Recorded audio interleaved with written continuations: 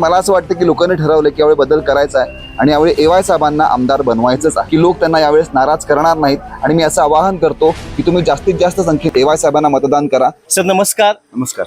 ए.वाय. साहेब अपक्ष उभारलेले आहेत. आपण प्रचाराचा दौरा गेले 4 दिवस करताय. काय वातावरण आहे? नाही, खूपच चांगलं आणि खूपच पॉझिटिव्ह वातावरण आहे. कारण आपल्या सगळ्यांना माहितच आहे की अपक्ष म्हटलं की थोडंसं लोकांना असं एक पक्षाचा पाठिंबा असतो, मोठ्या नेत्यांची एक बॅकिंग असते. ती नसल्यामुळे अपक्ष म्हटलं की थोडं आपल्याला असं वाटतं की हा कमजोर उमेदवार आहे. पण अगदी या उलट परिस्थिती आता राधानगरी तालुक्यात जे गेले 3-4 दिवस कारण ए.वाय. पाटील, अजून एक मला माहिती द्यायची की ए.वाय. पाटील साहेब हे माझे मामा आहेत, सख्खे मामा.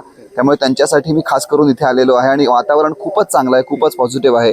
आता ही जी कोपरा सभा चालू आहे धामोड्या गावात, ती बघूनच तुम्हाला अंदाज आला असेल की कुठल्याच प्रकारची कोपरा सभा वाटत नाही, एक महासभा वाटते. इतक्या लोकांचा प्रतिसाद, इतक्या लोकांची गर्दी आज या सभेला आहे आणि आजच नाही, गेले 4 दिवस प्रत्येक कोपरा सभेमध्ये इतका भरभरून प्रतिसाद लोक देत आहेत. त्यामुळे नक्कीच वातावरण जे आहे ते खूप चांगलं आहे आणि लोकांच्या मनात बदल घडवायचा हे लोकांच्या मनात आणि लोकांच्या डोळ्यात दिसतंय.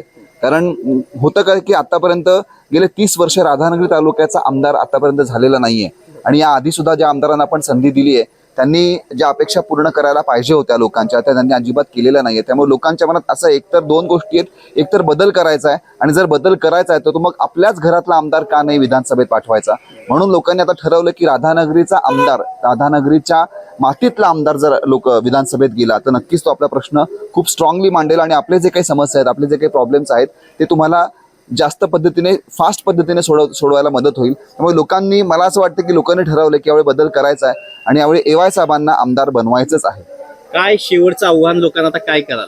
आव्हान मी लोकांना हेच करेन की लोकांनो, आजपर्यंत तुम्ही अनेक अशा उमेदवार बघितले असतील की ज्यांच्या मागे धनशक्ती आहे, ज्यांच्यामध्ये पक्षाचा पाठिंबा आहे, ज्यांच्या मागे मोठमोठे नेते आहेत, मग ते तालुक्यातले असतील, जिल्ह्यातले असतील, राज्यातले असतील. पण आपले ए.वाय. साहेब जे एक प्रामाणिक कार्यकर्ते आहेत, ज्यांना मी लहानपणापासून बघत आलोय, ज्या पोटतिडकीने ते लोकांसाठी काम करतायत, त्यांना यावेळेस एक संधी देऊन बघा. कारण आतापर्यंत त्यांनी खूप इतर लोकांसाठी मतं मागण्यासाठी ते तुमच्याकडे आले होते, पण ह्यावेळेस पहिल्यांदा ते स्वतःसाठी मत मागण्यासाठी लोकांच्या दारात गेलेले आहेत आणि मला अशी खात्री आहे की लोक त्यांना यावेळेस नाराज करणार नाहीत. आणि मी असं आवाहन करतो की तुम्ही जास्तीत जास्त संख्येत ए.वाय. साहेबांना मतदान करा आणि त्यांना आमदार बनवा आणि मला खात्री आहे की तुम्ही माझे आवाहन नक्कीच ॲक्सेप्ट कराल आणि यावेळेस ए.वाय. साहेबांना आमदार बनवाल. अशाच नवनवीन अपडेट पाहण्यासाठी आमच्या KK न्यूज चॅनेलला सबस्क्राईब करा.